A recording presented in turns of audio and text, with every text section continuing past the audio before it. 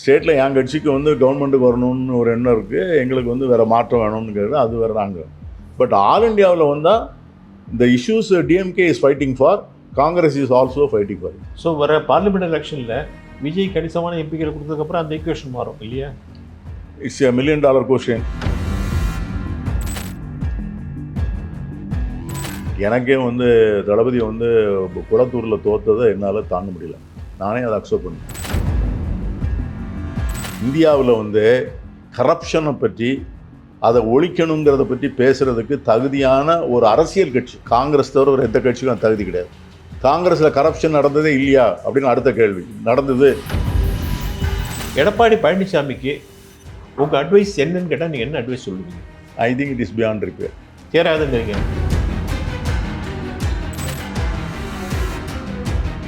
ரெண்டாவது, எல்லாருமே வந்து அரசியல்வாதிகள் அரசியலுக்கு எதுக்கு வராங்க? அதிகாரத்தை தேடி தானே வராங்க. அதிகாரமே உங்க இந்த கட்சிக்கு வராதுங்க அப்புறம் எப்படி இருப்பாங்க? ஸோ அவங்க என்ன உணர்ந்துட்டாங்க. அப்பதான் ஐ திங்க் ஸோ, அப்பதான் நான் நினைக்கிறேன்.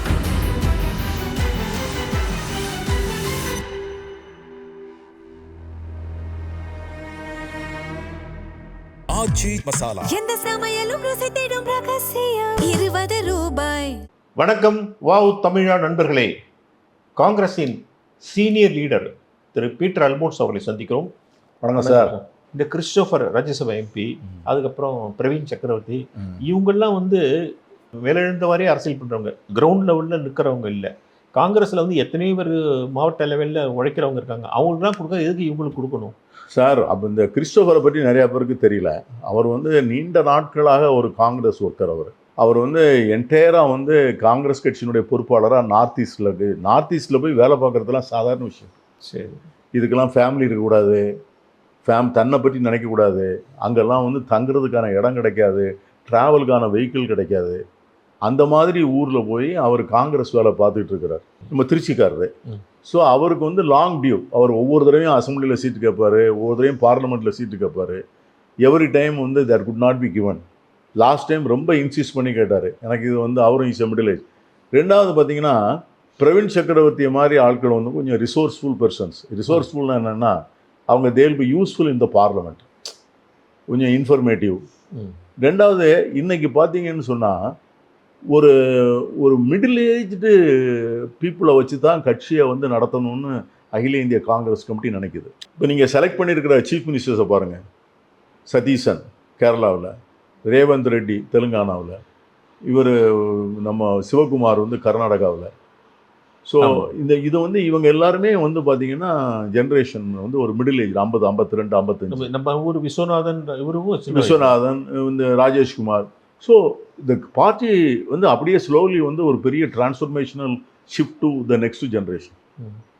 So people who are above 75, 77 they have to play only a guest role. அவங்க வந்து ஒரு கோச் மாதிரி இருந்து அப்படி தான் அவங்க நடந்துக்கணுமே ஒழிய. ஏன்னா பாலிட்டிக்ஸ் வந்து இன்றைக்கி active politics needs lot of energy, travelling, அதெல்லாம் ஓட ஆடணும் செய்யணும். பாராளுமன்றத்துக்குள்ளே போய் மைய மண்டபத்தில் நின்று சத்தம் போடணும், கோஷம் போடணும், வெளியே வந்து நின்று பிளக்கார்ட்ஸ் எடுத்துகிட்டு போகணும். இதெல்லாம் வந்து இன்றைக்கி parliamentary debates, parliamentary performance, parliamentary style of ஃபங்க்ஷனிங்கே மாறி போச்சு சார். நாங்கள் அந்த காலத்தில் சோம்நாத் சேட்டர்ஜி பேசினார்னா இதுக்காண்டி உட்காந்து ஹவுஸ்குள்ளே உட்காந்து 2 hours பேசுவார். அந்த ஆள் 2 hours பேசுகிறத house speaker will allow him to speak. கவர்மெண்ட்டை திட்டி தீப்பார் மனுஷன். Prime minister also would be sitting inside and listening to him. அதை காங்கிரஸ் மெம்பர்களும் ரொம்ப ரசிச்சு கேட்டுக்கிட்டு இருப்போம். இதெல்லாம் இன்றைக்கி அப்படியா? இன்றைக்கி யாரை 2 மணி நேரம் பேச முடியும் சொல்லுங்கள்? ஸோ அதனால் அந்த பாலிட்டிக்ஸினுடைய டைமென்ஷனையும் மாறி போச்சு சார். ஸோ அதனால தான் அந்த யங்கர் எலமெண்ட்ஸ் வந்து தே ஆர் கோயிங் அண்ட் வந்து சிட்டிங் இன் த ராஜ்யசபா.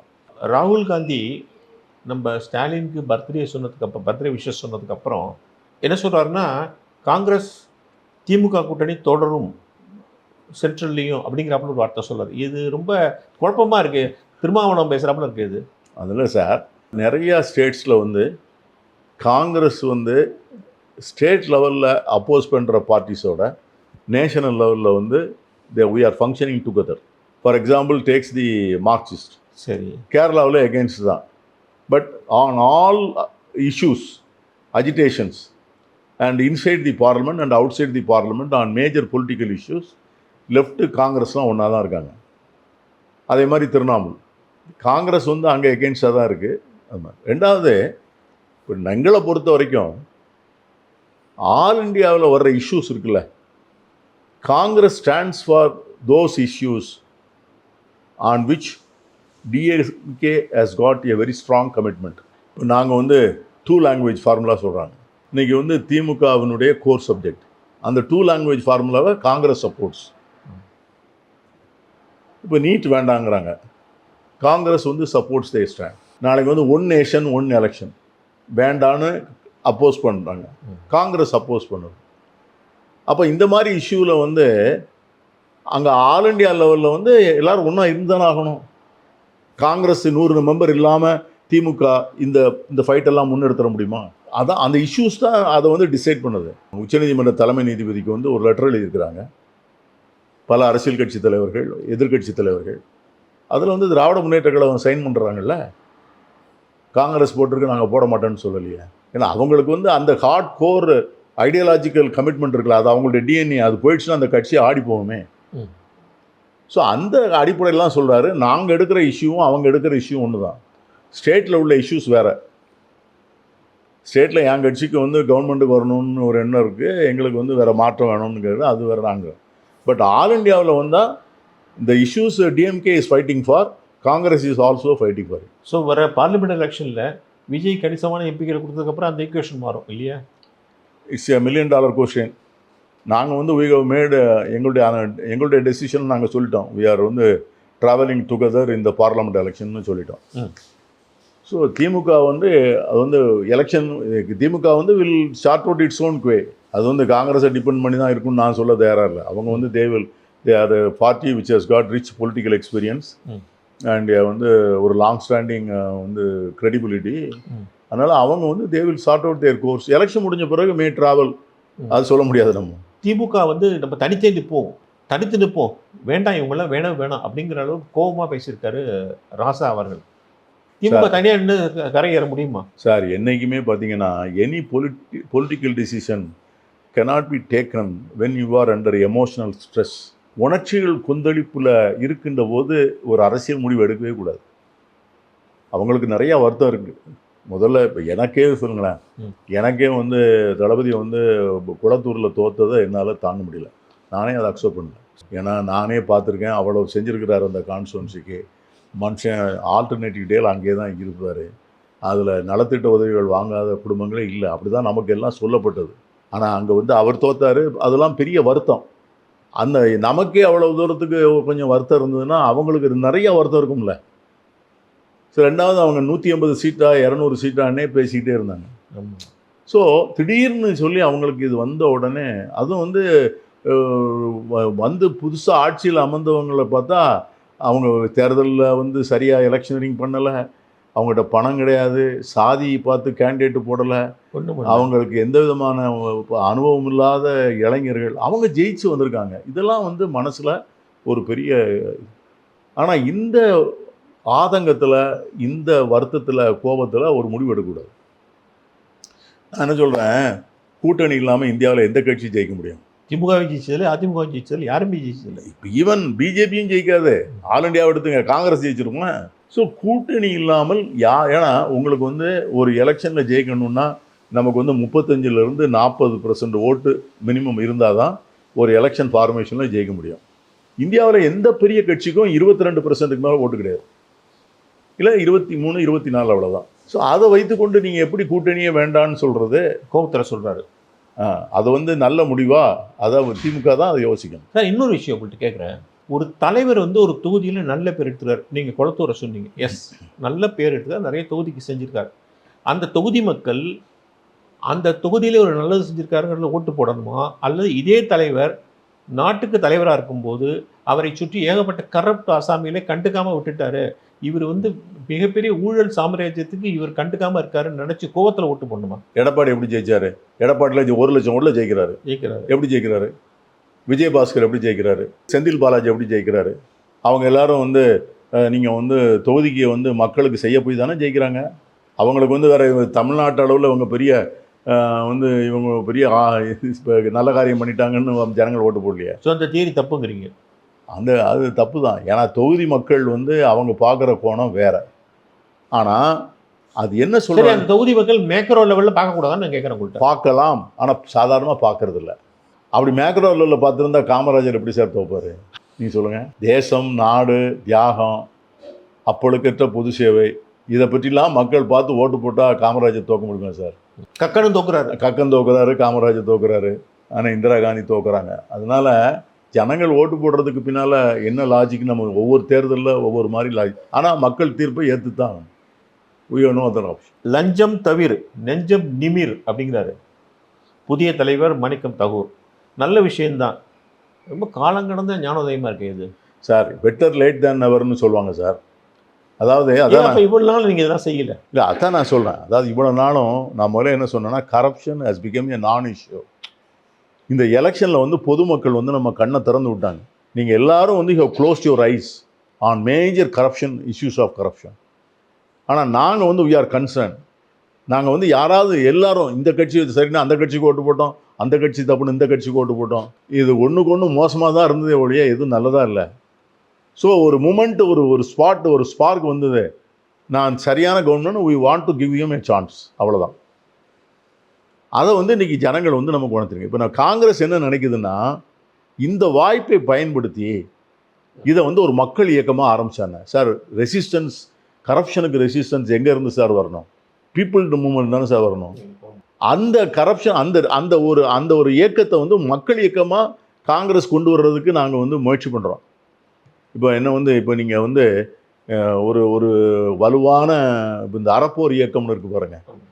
இவங்கள மாதிரி வந்து ஒரு 10 NGO வந்துட்டாங்கன்னு வச்சுங்க, கரப்ஷன் வந்து ரொம்ப நடக்கிறது அவ்வளோ சாதாரண, ரொம்ப கஷ்டமாக இருக்கும். ஆர்டிஐயில் இன்ஃபர்மேஷனை போட்டு அதுக்கு போராடி அதுக்கு திரும்ப விஜிலன்ஸு சிவிசியில் கொண்டு போய் கம்ப்ளைண்ட் கொடுத்து பிறகு நீதிமன்றத்தில் வழக்கு தொடர்ந்து இதே வேலையை அவங்க போராடுறாங்கல்ல.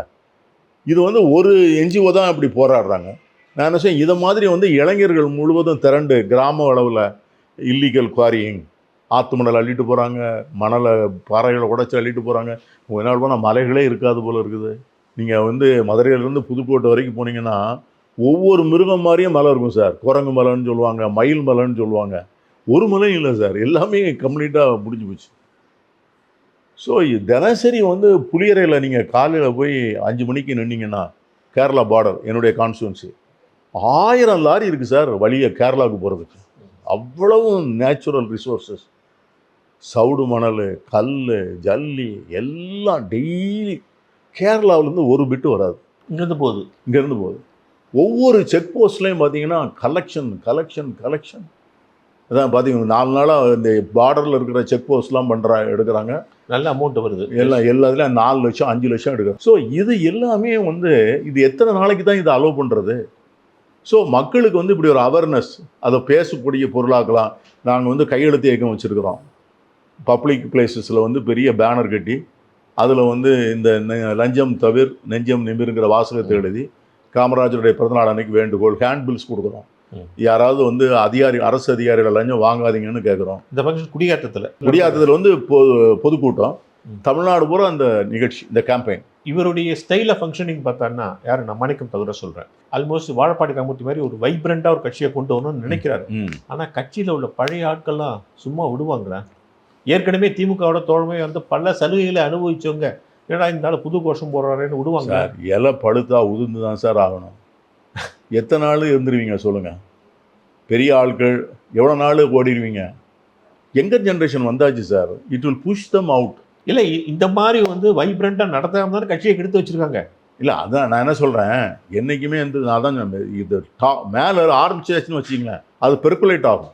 அந்த மேலே இருக்கிற எனர்ஜி இருக்குது பாருங்க, அந்த எனர்ஜி வந்து நீங்கள் பம்ப் பண்ணிக்கிட்டே இருந்தீங்கன்னா அது கீழே வரைக்கும் போகும். ஸோ அதில் ஓட முடியாதவங்க வெளியே போயிடுவாங்க. பெர்ஃபார்மன்ஸில் வந்து நிற்க முடியாதவங்க தே வில் வந்து drop out in between. So அதனால் நான் நினைக்கிறேன், ஏன்னா அவருக்கு வந்து has got A very reach experience. சரி, இப்போ தெலுங்கானாவில் அவர் தான் பார்ட்டியை ரிவைவ் பண்ணார். கொஞ்சம் ரேவந்த் ரெட்டியை கொண்டு வந்ததே அவர் தான். ஸோ ரேவந்த் ரெட்டியை கொண்டாந்து அங்கே ஒன்றும்லாம் காங்கிரஸ் ரொம்ப டல்லாக இருந்தது, அதை ஆக்டிவேட் பண்ணி அங்கே ஜெயிக்க வச்சு கவர்மெண்ட் பண்ணுற கொடுத்துக்கும் அவர் is also a major part reason. அதனால் நிறைய அனுபவம் இருக்குது. டெல்லியில் நல்ல பழக்க வழக்கம் இருக்குது. அவருக்கு தெரியாத CWCல மெம்பராக சின்ன வயசுலேயே வந்துட்டார். எல்லா நேஷனல் லெவல் லீடர்ஸையும் தெரியும். காங்கிரஸ் தலைமைக்கு பர்சனலாக அறிமுகமானவர். இல்லாமல் ஹிந்தி வந்து ஹிந்திக்காரங்களோட நல்லா பேசுவார். சிவகங்கைக்காரர் தான். அவங்க போயிட்டாரு. அதனால் ஹிந்திக்காரங்களோட ஹிந்தி நல்லா பேசுவார். அதனால் அவருக்கு வந்து இந்த கட்சியை வந்து இங்கேருந்து அவருக்கு அங்கே யாரும் காட்ஃபாதர் தேவையில்லை. இவர் எடுக்கிற முடிவு அங்கே போய் யாராவது தப்பாக சொல்லி கொடுத்து அப்புறம் அங்கே போய் இவர் சரி கட்டுற வேலை அதெல்லாம் அந்த வேலையெல்லாம் அவரே பார்த்துக்குவார். So I think it is a good time for the Congress party. இதில் 2 மந்திரி கிடச்சிருக்காங்க. 2 பேரும் young ministers, energetic ministers. So இந்த டீம் வந்து should work hard and see that Congress wins. காங்கிரஸோடைய பெரிய கலாச்சாரம் என்னன்னா, யார் தலைவராக போட்டாலும் ஒரு 2 மாதம் தாக்கு பிடிப்பாங்க. அதுக்கப்புறம் 2வது மாதத்துலேயும் இதுவாக அதிருப்தி கிளம்பும். அப்புறம் ஒரு 6வது மாதத்தில் ஒரு கோஷ்டி கிளம்பி அக்பரோட கதவு தட்டும். இது தொடர்ந்து நடந்திருக்கு, காங்கிரஸை கெடுத்திருக்கு. இப்போ இந்த மாதிரி நடக்காதுன்னு நீங்கள் நம்பலாமா? இப்போ லாஸ்ட் டைமே அப்படி யாரும் போலியே சார். செல்வ பிறந்த காலத்தில் யாரும் போய் சொல்லலையே. செல்வ பிறந்த எனக்கு வேணான்னு அவராக தானே போட்டு போனார். இல்லை, தொடர்ந்து நிறைய நடந்திருக்கு நான் பார்த்தேன். இல்லை அதெல்லாம் அந்த காலம்லாம் முடிஞ்சு போச்சு. இப்போ அதுக்கு அந்த மாதிரி தனித்தனியாக கோசி வச்சுருந்த தலைவர்களுக்கெல்லாம் வயசாகி போச்சு. அதனால் இப்போ யாரும் அதில் வரலாம். 2வது அங்கேயுமே அவங்க என்கரேஜ் பண்ணுறதில்ல. எங்கள் இப்போ ஹைகமாண்ட்லேயுமே வந்து அவங்க வந்து இந்த இன்சார்ஜ் என்ன சொல்கிறாரோ அதுதான். இப்போ ஜோடங்கர் என்ன சொல்கிறாரோ அதுதான். கிரீஷ் ஜோடங்கர் என்ன சொல்கிறாரோ அதுதான். ராகுல் காந்தி அதுக்கு மேலே யார்ட்டையும் பேசவே மாட்டார். யாராவது இங்கே போய் சொன்னால் கூட யூ மீட் த செக்ரட்டரி இன்சார்ஜ்னு சொல்லிடுவாங்க. ஸோ அந்த ஸ்டைல்லாம் இப்போ கொஞ்சம் மாறி போச்சு சார். டெல்லியில் போய் கேம்பெயின் பண்ணுறது தான் இப்போ இல்லை. இந்த லஞ்சம் தவிர ஸ்லோகம் இருக்கு பாருங்க. இந்த ஸ்லோகத்தை பார்த்துட்டு நயினார் வந்து கிண்டல் அடிக்கிறாரு. இந்த ஸ்லோகத்தை வந்து கொஞ்சம் அந்த பக்கம் சொல்வீங்களா, தாவேகா பக்கம் சொல்வீங்களா, அங்கேருந்து உள்ள வருதே நிறைய கூட்டம் உள்ள வருது, அங்க அதெல்லாம் பேசுவீங்களா? இந்த ஸ்லோகம் எல்லாம் வேதம் ஓதுகிறதே அப்படின்லாம் கடுமையாக பேசுகிறார். அதாவது நயனார் நாகேந்திரன் முதல்ல வந்து கண்ணாடிக்கு முன்னால் நின்று பேசணும். இந்தியாவில் வந்து கரப்ஷனை பற்றி அதை ஒழிக்கணுங்கிறத பற்றி பேசுகிறதுக்கு தகுதியான ஒரு அரசியல் கட்சி காங்கிரஸ் தவிர ஒரு எந்த கட்சிக்கும் தகுதி கிடையாது. காங்கிரஸில் கரப்ஷன் நடந்ததே இல்லையா அப்படின்னு அடுத்த கேள்வி. நடந்தது. ஆனால் Congress has taken initiated action. கரப்ஷனை பண்ணிவிட்டு டிடி கிருஷ்ணமாச்சாரியிலிருந்து மன்மோகன் சிங் காலம் வரைக்கும் கரப்ஷனுங்கிற புகார் வந்த பிறகு எந்த மந்திரியும் மந்திரி சபையில் இல்லை. இப்போ பன்சால் இருந்தார், ஒரு மைத்துனர் ஏதோ சொன்னார்னு சொல்லிட்டு உடனே வந்து போக சொன்னாங்க.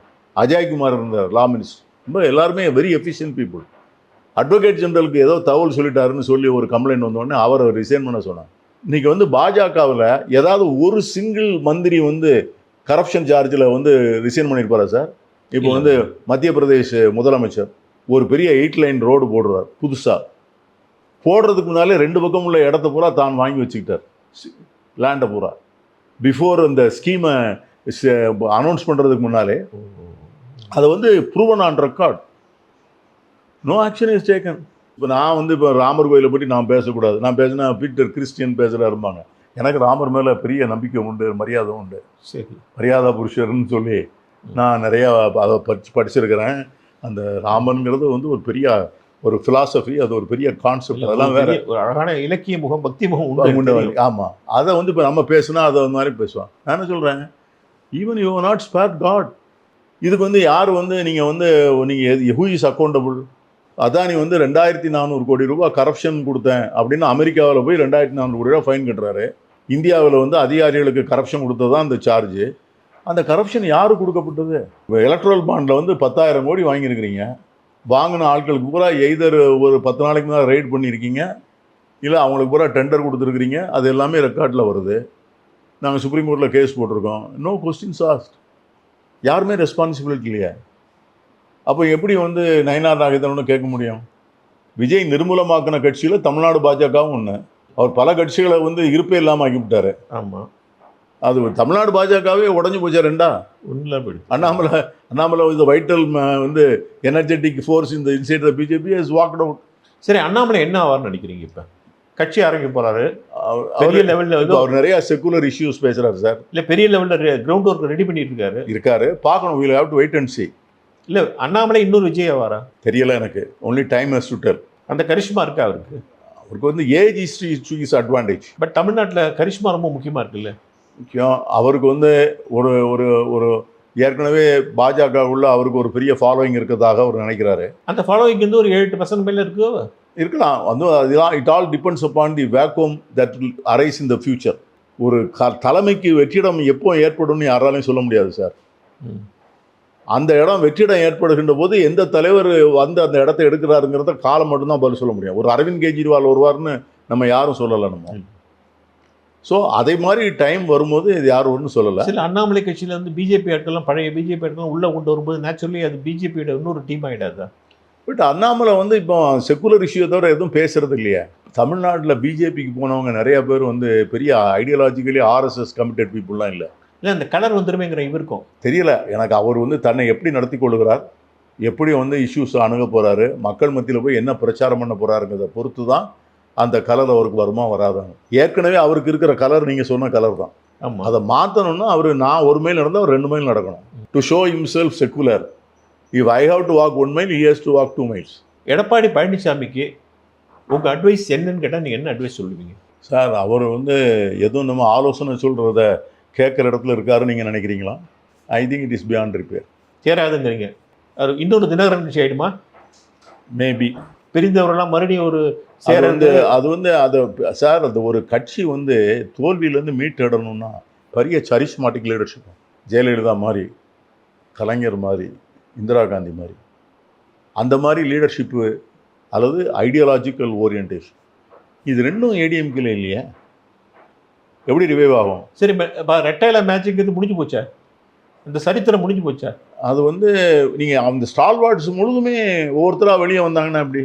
இல்லை, இன்னொரு விஷயம் என்னென்னா ரெட்டை இலைங்கிறது வந்து ஒரு வயசு ஆயிடுச்சு அவங்களாம். இன்னைக்குள்ள ஜென்சி எல்லாம் வந்து ரெட்டை இலையை புரிஞ்சுக்கிறானா சார்? அதே வந்து ஒரு பெரிய கொஸ்டின் சார். இப்போ நாங்கள் வந்து ராஜீவ் காந்தின்னு சொன்னால் எனக்கு எமோஷன் வரும். ராஜீவ் காந்தின்னு பேரை சொன்னாலே எனக்கு வந்து உடம்புலாம் வந்து அவருடைய மரணத்தை நினச்சாலே எனக்கு. இப்போ இந்த ஜென்ரேஷனுக்கு யார் சொல்கிறது ராஜீவ் காந்தியை பற்றி?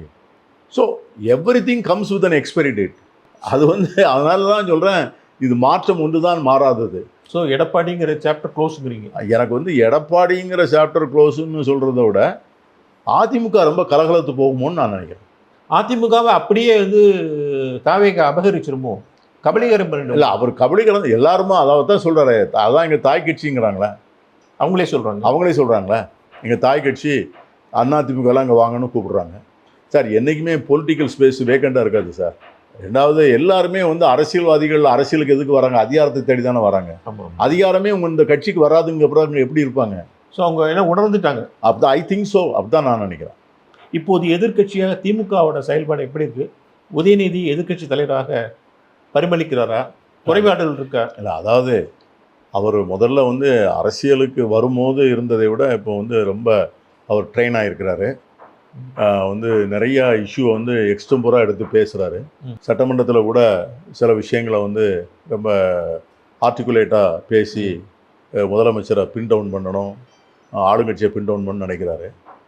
பட் வந்து ஒன்று மட்டும் வந்து அவர் யோசிக்கணும், அவங்களோட இருந்த தோழமை கட்சிகளை வந்து அந்த மாதிரி ஒரு சோஃபா மாடல் அப்படிலாம் சொல்லி அவங்கள வந்து மனவர்த்தப்பட செய்யணுமா, அது நல்ல ஸ்ட்ராட்டஜியானு அவங்க பார்க்கணும். அதை வந்து அவர் வந்து யோசிக்கணும். அந்த மாதிரி வார்த்தைகளெல்லாம் பக்குவப்பட்டு பேசணும்னு நினைக்கிறீங்களா? அதை நான் அப்படி சொல்ல விரும்பலை, உங்கள் வார்த்தையில் நான் சொல்ல விரும்பலை. அந்த மாதிரி வார்த்தைகளை சொல்வது சரிதானாங்கிறது அவர் யோசிக்கணும். வேகம் இருக்குது, அவருக்கு வேகம் இருக்குது. ரெண்டாவது, திராவிட முன்னேற்ற கழகம்ங்கிற ஸ்ட்ரக்சர் இருக்குல்ல, அது அவருக்கு ஒரு பெரிய கிஃப்ட் இல்லையா? ஆமாம், நீ கலைஞர் ஏற்படுத்தி வச்சுட்டு போன அந்த டிஎம்கேங்கிற ஸ்ட்ரக்சர் வந்து political party cannot build overnight. ஒரு பெரிய அலுவலகம், பெரிய ஆஃபீஸு, பெரிய பத்திரிகை, பெரிய டிவி, அதுக்கு வந்து எல்லா வேலை செய்கிறதுக்கும் ட்ரெயின்டு பர்சனல், கட்சியினுடைய அமைப்பு கீழே வரைக்கும் இதை வந்து ஸ்டாலினும் கொஞ்சம் டெவலப் பண்ணியிருக்காரு. அதைத்தான் அவர் இன்ஹெரிட் பண்ணுறாரு. ஸோ அது அவர் கையில் அதை பக்குவமாக ஹேண்டில் பண்ணிட்டாருனாலே அவருக்கு ஒரு எட்ஜ் வந்துடுது. இப்போ அண்ணாமலைக்கு இல்லாத அட்வான்டேஜ், விஜய் அவர்களுக்கு இல்லாத அட்வான்டேஜ் வந்து இன்னைக்கு உதயநிதிக்கு இருக்குது. அந்த அட்வான்டேஜ் இருக்குது. இப்போ ரெண்டாவது, நீங்கள் பாலிடிக்ஸை பார்த்தீங்கன்னா, நீங்கள் சொன்ன அண்ணாமலையும் நான் சேர்த்துக்கிறேன். அண்ணாமலை இன்னும் தன்னை ப்ரூவ் பண்ணலை. இப்போ களத்தில் இன்றைக்கி வந்து கட்சி எப்படி வந்திருக்கு அப்படின்னு கேட்டிங்கன்னா, விஜய், உதயநிதி, அண்ணாமலை, மாணிக்கம் தாகூர், இப்படி எல்லாம் வந்து மிடில் அந்த அந்த 45-50 வயசில் வந்தாச்சு. இது ஒரு களம் பார்க்கலாம். பல விஷயங்களை மிகவும் நியாயமாகவும் யதார்த்தமாகவும் பேசுனீங்க. மிக்க நன்றி. தேங்க்யூ. உங்கள்கிட்ட பேசுகிறது ஒரு அனுபவம் சார்.